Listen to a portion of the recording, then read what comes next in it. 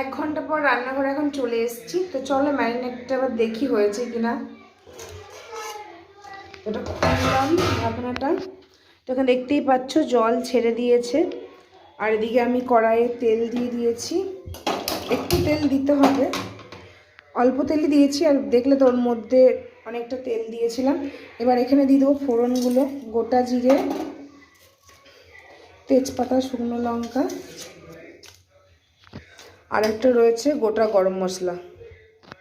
এখানে মশলাটা হয়ে গেছে, এবার চিকেনটা দিয়ে দেবো।